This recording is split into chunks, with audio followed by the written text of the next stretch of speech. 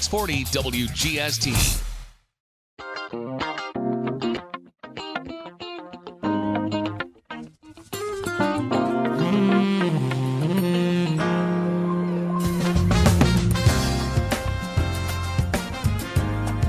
Hello and welcome to Talk with Green Guy. And we're talking everything green. And I'm covering green and sustainability like nobody else. I'm your host. My name is Eric Moncrief, and I am the Green Guy. Welcome to Talk Radio 640 WGST and iHeartRadio. We are broadcasting from the heart of Atlanta, Georgia, in the prestigious neighborhood and community known as Buckhead. Well, man, we got another great show today. We are kicking off the month of June, kicking off summer with my friends in the house, Green Law, the environmental law firm in Georgia that just represents all the citizens of Georgia, and they are fighting for clean air and clean water all across the state. And, man, we're going to have a great time today. In-house with me is the executive director, Dave Pauly, and the beautiful board member, Dr. Joanne Chu, back in the house. Good morning. It's great to see both of you guys. Hey, good morning. All right. You guys can't see this because we're on air, but in studio, we are having a lot of fun today. We got a beach theme going on today. So, as a matter of fact, once we get this taped and out on YouTube and on my website on video, you'll be able to see some of this. But it is a beach theme in-house today because we are going to be talking about an important issue, Georgia's beaches and coastal issues. There are things going on around the marshlands, things going on around the beaches that we need to talk about, and you need to be educated about so that you can help us preserve the natural habitats and beaches of Georgia and Georgia's coastline. So with that, guys, we got a lot to get to. And so describe, please, Joanne and Dave, why is it so important for everybody to care and protect Georgia's coast? Well, you know, one of the things about Georgia that makes this such an awesome state is that we have one of the most beautiful, least developed coastlines in the country. Today, what we're going to talk about is what makes Georgia's coast so great, so special. And we're going to talk about a couple of specific issues that are and risks that are facing it.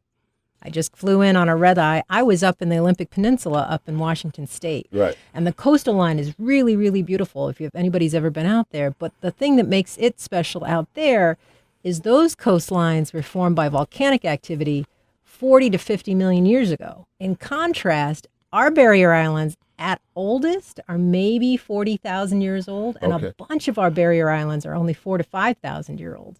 So, like, for example, Tybee, Little Tybee, Wausau, and most of Ossabaw are only 4,000 to 5,000 years old. Really, really young islands. And that's really important for what we're going to be talking about next, because most of our barrier islands are pretty active and unstable, and they're made out of these dune and beach ridge sands and that are formed with the interaction of wind and waves and current and sand and interacting with the rising sea level. This is called the sand sharing system.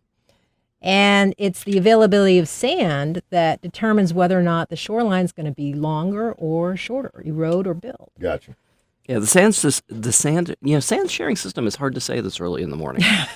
The sand sharing system is part of why the islands are less developed than other islands up and down the U.S. coast. The islands move and reshape themselves all the time, and so much of the land is not stable enough to support buildings, high rises, and the other types of construction you might see, say, in Myrtle Beach or up along the Jersey Shore. Gotcha. In fact, actually, when you look at the Georgia coast by satellite coming south, you see all of this development coming down from the northeast, and it stops literally almost right at the Georgia border and then doesn't pick up again until you hit Jacksonville. In 1979, the State General Assembly passed the original Shore Protection Act to protect this sand sharing system and to regulate activities within what's called the dynamic dune field, essentially this constantly shifting area of sand. So the Department of Natural Resources and the Coastal Resource Division are charged with protecting and determining who can build and who can't. The law was enacted so that the residents and visitors of Georgia alike can all enjoy everything that the shoreline has to offer. And what the law did was it established something that was called the jurisdictional line. That's the line which is the landward boundary where the Shore Protection Act applies. Essentially, it says activities and structures are allowed, buildings construction are allowed to take place on one side of the jurisdictional line to ensure that but not on the other side. And this ensures that the dynamic dune field and the sand sharing system continue to function effectively. But this all sounds pretty good, right? I mean, everyone can agree that we don't want to mess up our beaches and we don't want to build houses that aren't going to fall in the water. Right. But just like everything, the devil's in the details. So the current methodology for defining this jurisdictional line is, and I quote, a line based on the presence of either a live native tree at least 20 feet tall. So pay attention to that. When's the last time you saw a 20-foot tree up in the beach?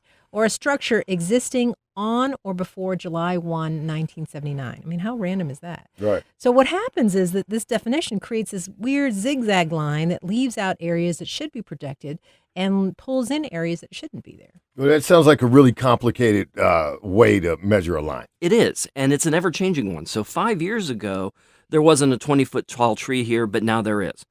So almost everyone in the state agrees that the intent of the law is great, but the methodology is bad.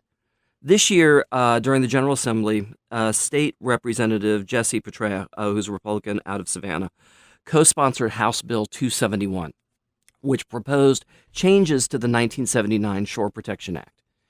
What the law that he put forward proposed was that the landward boundary that would define the jurisdictional line that runs inland would be the most landward of one of the three followings: the ordinary high water mark, or the landward toe of the most landward sand dune, or the crest of a visible or functional structure associated with shore stabilization activities.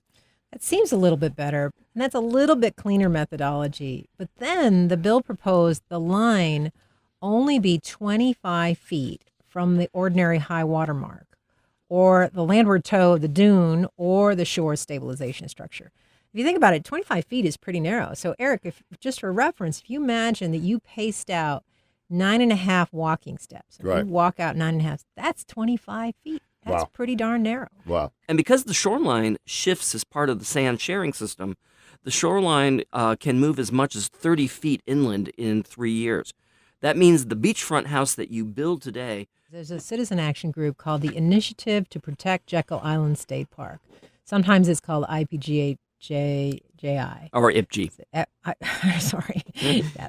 So it was founded in 2006 as a way to make sure that people, citizens of Georgia, had input into Jekyll's redevelopment, and to allow all of the island's various stakeholders to work together to preserve the park and help shape its future. It's an all-volunteer, nonprofit organization. It's got over 10,000 supporters from all over the country.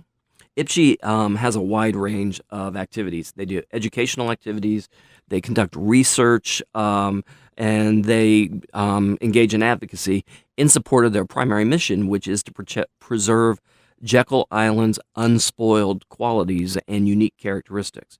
So IPG is developing and supporting initiatives to do things like ensure citizens have a role in shaping the future of Jekyll Island, upholding state laws that limit development, and really making sure that any activity that takes place on the island is focused on not ruining the island or allowing a few people to benefit at the expense of many. Gotcha. All right. Well, we need to take a break there, folks. When we get back on the other side of the break, we're going to continue this great conversation about what's going on with Georgia's coast and islands. This is Eric Moncrief, Talk with Green Guy show. Stay with me. We'll be right back.